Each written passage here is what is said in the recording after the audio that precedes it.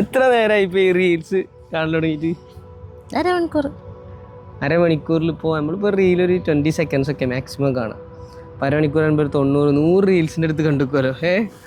അതിനിപ്പോൾ ഒരു 10 റീൽസിൽ പറഞ്ഞത് എന്തേനും കണ്ടത് എന്തേനും ചോദിച്ചാൽ കിട്ടും? കിട്ടൂലല്ലോ.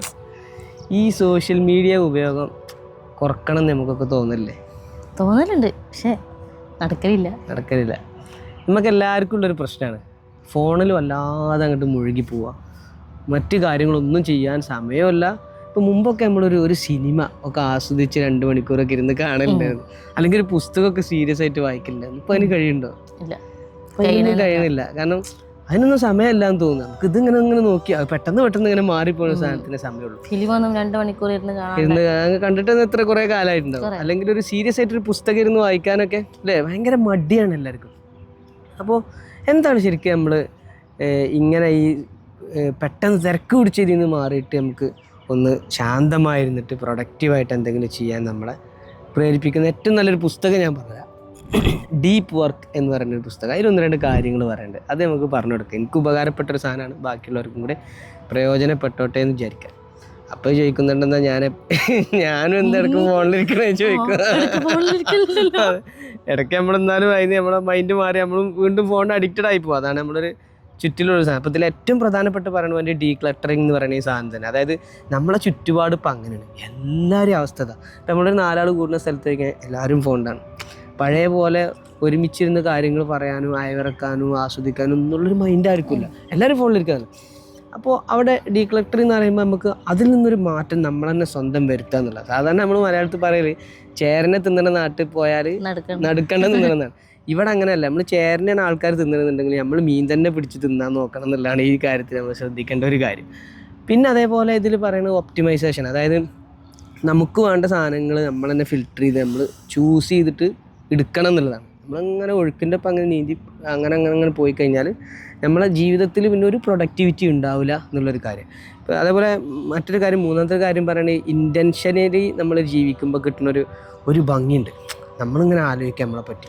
ഇപ്പോൾ നമ്മൾ നീയത്ത് എന്നൊക്കെ പറയുന്ന സാധനം ഉണ്ടല്ലോ, അതായത് എല്ലാവരും ഇങ്ങനെ ഫോണിൽ കളിക്കുമ്പോൾ ഞാൻ മാത്രം ഇങ്ങനെ വേറിട്ട് ചിന്തിക്കുക, ഞാൻ അങ്ങനെ ഫോണിൽ കളിച്ച് സമയം കളയില്ല. ഇപ്പം നമ്മൾ നേരം വെളുത്ത് നമ്മൾ ഈ പാർക്കിൽ വരണമെന്ന് കുറേ ആൾക്കാർ ഉറങ്ങുമ്പോൾ നമ്മൾ പാർക്കിൽ വരണം, നമ്മൾ നടക്കണം, നമുക്ക് വേണ്ട ഹെൽത്ത് നമ്മൾ തന്നെ സംരക്ഷിക്കണം. ഈ ഒരു മൈൻഡ് സെറ്റോട് കൂടി നമ്മൾ ശരിക്കും ബോധപൂർവം ജീവിക്കാൻ പറയുമ്പോൾ കിട്ടുന്ന ഒരു ഹാപ്പിനെസ് ഉണ്ട്, അത് നമ്മൾ കണ്ടെത്തണം എന്നുള്ളതാണ്.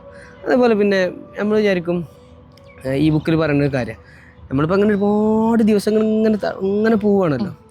ഇപ്പോൾ ഫാഷൻ ഡിസൈനിങ്ങിലൊരു ചെയ്തു, ഒരു ഡിപ്ലോമ കോഴ്സ് ചെയ്തു. അതിലിപ്പോൾ നമ്മൾ 2 വർഷത്തെ കോഴ്സാണല്ലോ. ആ കോഴ്സ് 2 വർഷം ഉണ്ടെങ്കിലും ശരിക്കും നമ്മൾ എത്ര മണിക്കൂർ സ്പെൻഡ് ചെയ്തിട്ടുണ്ടാവും ആ സ്കില്ല് നമ്മൾ അക്വയർ ചെയ്യാൻ? ചുരുക്കമായിരിക്കും. നമ്മൾ കുറെ കുട്ടികളൊപ്പം കളിക്കുന്നുണ്ടാവും,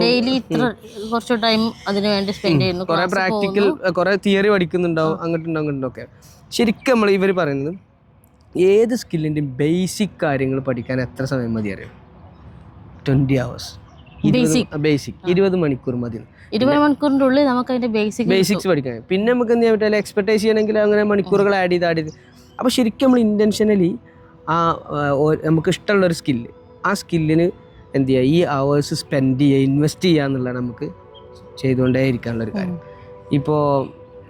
അപ്പോൾ നമ്മൾ ശരിക്ക് ഈ സോഷ്യൽ മീഡിയയിൽ നിന്നൊന്ന് മുക്തമായിട്ട് ഫോണൊക്കെ ഒന്ന് മാറ്റി വെച്ചിട്ട് നമ്മളെ ഈ സ്കില്ല് ഡെവലപ്പ് ചെയ്യാനായിട്ട് ആലോചിക്കാനായിട്ട് ഇരിക്കണം എന്നുള്ളതാണ്.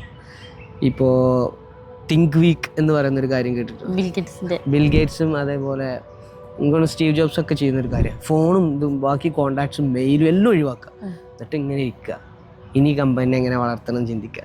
അങ്ങനെ ഉണ്ടല്ലോ, അങ്ങനെ ആ ഒരു ഇതിലേക്ക് നമുക്കൊക്കെ ഒരാഴ്ച, ഒരു വീക്ക് ശരിക്കും നമ്മൾ ഫോണൊക്കെ മാറ്റി വെച്ചിട്ട് നമ്മൾ ഒരുപാട് നോളജ് നമ്മളെടുത്തുണ്ട്, ഇൻഫർമേഷൻ നമ്മളെടുത്തുണ്ട്. ഇപ്പോഴത്തെ സാഹചര്യത്തിൽ കഴിയുന്നറിയില്ല, പക്ഷെ നമ്മൾ ആലോചിക്കും ഇനി 1 വീക്ക് ഇല്ലെങ്കിൽ ഒരു 3 hours ഒന്ന് മാറ്റിയൊക്കെ നമുക്ക് കഴിയും. ചിന്തിക്കുക ആ രൂപത്തിൽ. ഇൻഷാ അല്ലാഹ് ഈ നമ്മുടെ ഈ ഒരു ഇങ്ങനെ പോകുന്ന ഒഴുക്കിൽ നിന്ന് മാറി ചിന്തിക്കാൻ നമ്മെ വളരെ സഹായിക്കുന്ന ഒരു പുസ്തകമാണ് ഡീപ്പ് വർക്ക് എന്ന് പറയുന്ന പുസ്തകം. അപ്പോൾ ഇൻഷാ അല്ലാഹ് എല്ലാവരും സ്വന്തം പ്രൊഡക്ടിവിറ്റി തിരിച്ചറിയട്ടെ.